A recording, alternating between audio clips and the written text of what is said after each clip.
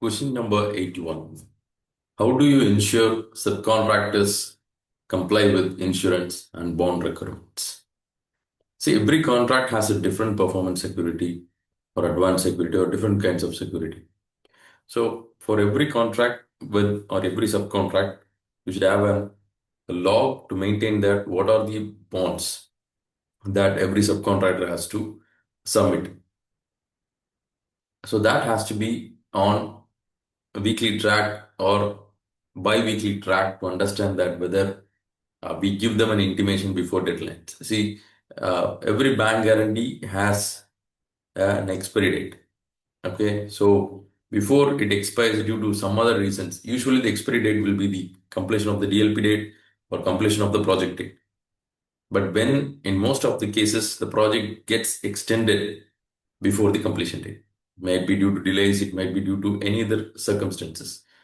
So the security has to be tightened by the contracts team, and they have to have this log, which is very important, and they should either suspend the payment or any critical actions if the bonds are not being replaced with the bonds with the new expiry dates. Expiry dates must be agreed between both the parties. How do you handle unexpected regulatory changes during execution? See, this is inevitable. Like if you are doing a project for 2 to 3 years, there will be a regulatory change. It might be a legal regulation, it might be a tax regulation, it might be a government regulation such as we had for the COVIDs. So whenever there is a regulatory change, and the contracts team should have an open ears and open eyes. They have to follow the all the regulations from the government. You should not always expect that your client will give that regulation changes. No, sometimes we have to uh, proceed with the adoption of the changes and intimate the client. So you have to analyze what is the change, because anything that affects your understanding at the time of contract has to be intimated to the client. Say them that we had a compliance change or a regulatory change which has a time impact and cost impact on the contract we had. So this is not even under the control of the client also. So then it has to be agreed mutually between both the parties and proceed further. How do you prepare a strong case for arbitration? This is a quite a depth subject and a very long subject to discuss, but still try to answer it in 2 to 3 lines. The first step in moving for arbitration is that you have to identify all the content records, say RFIs, logs. You have to sit with every department to collect the evidences. They're not going to come to your table. So don't enter the job of a contracts manager with the mindset that it comes to my table. Second is that you have to make the chronological events right from the beginning of the project, sometimes from the tendering to the till date that we have the evidences. And then comes to the entitlement. So you have to bring all the entitlements under your contract. Whenever the contract is silent or you don't have any support, you have to move for the legal umbrella and take the support of the legal team and then get ready for the arbitration. How do you ensure technical teams understand commercial risks?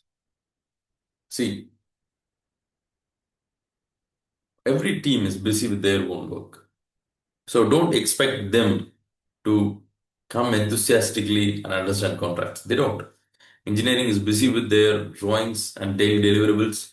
QA/QC is busy with their quality testing, IDP preparations. They are very worried about their building procedures, not about your contracts. And project control team also, they are worried about their baseline getting extended. They have a deadline to submit their EOT. Okay, so it's always the job of the contracts manager to simplify the terminologies and make them understanding. See, I have a style to teach them contracts. See, whenever they are in a situation or a problem, usually suppressed by the client or defended by the subcontractor, that will not do this job, or you have to do this additional job from the client, and you are not going to get paid for it. This is under the contract. So under such situations, sit with them, discuss them, and make them understand contractually how they are protected. And that will empower them. And their actions after that will be completely different.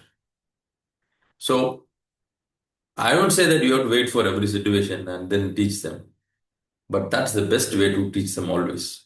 Of course, you conduct workshops, short workshops, monthly or quarterly, to make them understanding where we sit, in which phase we are, and what are the risks we are having, what are the obligations we are having, what will be the consequences. Teach them. That's a different way. But from my experience, sitting with them when they have a problem and solve it with them, they will never going to forget this. How do you identify potential claims early? Question number 85. See, this as an contracts manager, they should have an instinct, like a police instinct, which says that this RFI is going to change into a big claim. This drawing will be a game changer in the claims. So we know that. On seeing that, everyone knows that. So keep tracking them. And whichever you see potential claims, take them to the law. And then track those issues in the monthly progress reports, the letters you write, and start gaining the evidences for the impact. And in the meanwhile, you have to do the cost impact calculations. The most contract managers, they do all the technical stuffs. They log, they take the evidence, they do everything, but they do not calculate the cost every time. And they only do it at the end of the project. See, this is due to the culture of the industry. It's nothing to do, blame a single department. This is due to the culture.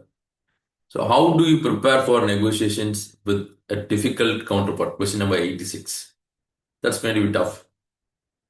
And mostly it will be difficult counterparts. So always speak in the language of facts, evidence. Never let your emotions control you. Okay, so you always be very clear that maintain a soft voice and calm when you will be played with emotional tactics. I have been asked in few meetings to get out of the meeting. Yeah, just discriminating your age, discrimination of your race, that happens every time. But stay stronger. The industry will give you always a large platform to play. Like you will give a comeback and you will stay strong. So never get worried about the bullying games that being played under the negotiations. It happens. Equip yourself, keep the facts ready, make your homework. You have to put some time to show the efforts. So only that approach will lead to a tough negotiator in a long run. Question number 87. How do you handle large multi-contract interfaces? Interfaces are always headaches. Sorry for it. That's the truth. So because you don't have any control over them via contract, but you have to work with them. Sometimes in life you have this philosophy, right? Even though you don't have any control over this person, but you have to work with them together. What I see the advantage is they face the same. But the problem is when some counterparts or interface contractors has to complete it and we have to start it, and that's going to put a huge delay, then you have to be very careful in it. So always keep an eye on the progress of the other contractors, because in progress meetings, what they used to say in front of the client is that we are going to finish it on this month and you can start your resources. You just note down the dates and say that yes, they're going to finish the work on 28th and we are going to mobilize on 29th. That never works. You have to have an eye on the other contractor's job, whether they will really complete it on 28th. So we do that and say that this is their plan, because we have the access to their plans. This is their plan. They have already slipped in their plan. How do they complete it? Unless otherwise they show any mitigation or acceleration activities. So you don't go blindly by what the facts being shared by the interface contractors or the interface managers. Get them on your control by having the facts. Question number 88. How do you deal with client expectation that exceeds the contract? This is usual. Always client wants something more than the contract. So when it comes, you know that it's out of the contract. Don't say that it's out of the contract, we can't do. Not necessarily that you have to say this. So we have to clarify the limits potentially. Please note, these are the requirements under the contract. And we have a limitation to perform this, and we have a budget. So we will not be able to perform this. They will say, no, it is in the contract. It means that we have to do it by your own. It will be gray, it will not be black and white. So this is our understanding, and this is your understanding. Your understanding doesn't mean the contract says that. Okay, now let me go to the next step. Let me see alternatives, what can be done to meet your requirement within the contract we have. So that solution we can work out. This is the most practical way most of the contractors work, and they do, and they don't charge. That's the truth, because they want a relationship with the client. Contract management is always the most unfriendly department with the clients. They don't like contracts department. Clients don't like contracts even because they protect the rights in both the sides.